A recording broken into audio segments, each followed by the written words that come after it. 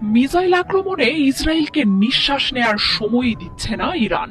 শুক্রবার সকালেই ইসরায়েল জুড়ে আবারও আছড়ে পড়েছে ক্ষেপণাস্ত্র। মিসাইল হামলায় আগুন জ্বলছে ইসরায়েলের দক্ষিণাঞ্চলের বিভিন্ন স্থাপনায়। ক্রমাগত শোনা যাচ্ছে বিস্ফোরণের ভয়াবহ শব্দ। ভয়ঙ্কর এই হামলার তথ্য গোপন করতে উঠে পড়ে লেগেছে নেতানিয়াহুর সরকার। তবে ঘটনার ভয়াবহতা উঠে আসছে সামাজিক যোগাযোগ মাধ্যমগুলোতে। শুক্রবার সকালে ইরানের মিসাইল আঘাত হেনেছে ইসরায়েলের বীরশেবা অঞ্চলে। ভয়াবহ এই হামলায় কেঁপে ওঠে পুরো শহরটি। সামাজিক যোগাযোগ মাধ্যমে ছড়িয়ে পড়া ভিডিওতে ইসরায়েলে ইরানি মিসাইলের সরাসরি আঘাতের দৃশ্য ছড়িয়ে পড়েছে।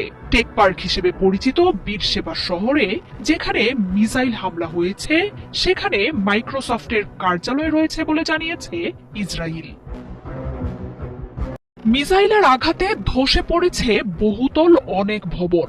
আগুন ছড়িয়ে পড়েছে চারপাশে। বেশ কিছু ভবন, গাড়িতে আগুন আর বিস্ফোরণের দৃশ্য ধরা পড়েছে। পরিস্থিতি নিয়ন্ত্রণে প্রাণপণ চেষ্টায় নেমেছে দমকল কর্মীরা। উদ্ধার অভিযান চালানো হচ্ছে ভবনগুলোর ধ্বংসস্তূপের নিচে। আহতদের উদ্ধার করে নেওয়া হচ্ছে হাসপাতালে।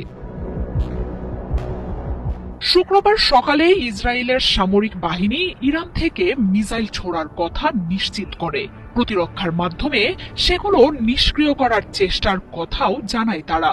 তবে আইডিএফ এর সেই চেষ্টা পুরোপুরি ব্যর্থ করে ইসরায়েলের লক্ষ্যবস্তুতে সরাসরি আঘাত হানে মিসাইলগুলো।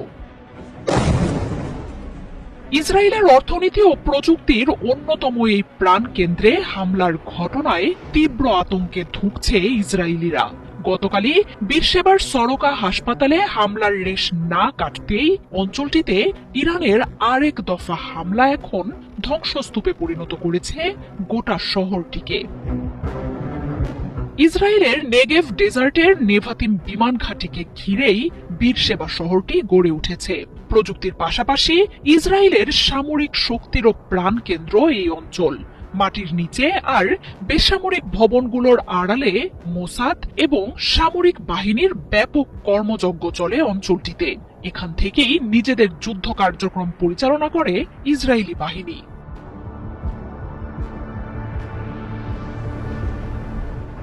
ব্যাপক সুরক্ষিত এই অঞ্চলটিতে দফায় দফায় এমন হামলা নেতানিয়াহুর দেশটি যে সম্পূর্ণ অরক্ষিত তা স্পষ্ট করে দিয়েছে।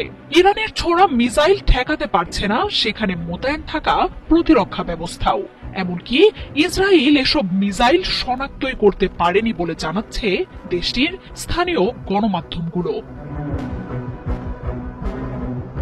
ইরান আগেই হুঁশিয়ারি দিয়েছে, ইসরায়েলে সাইরেনের শব্দ 1 মিনিটের জন্যও বন্ধ হতে দেবে না তারা।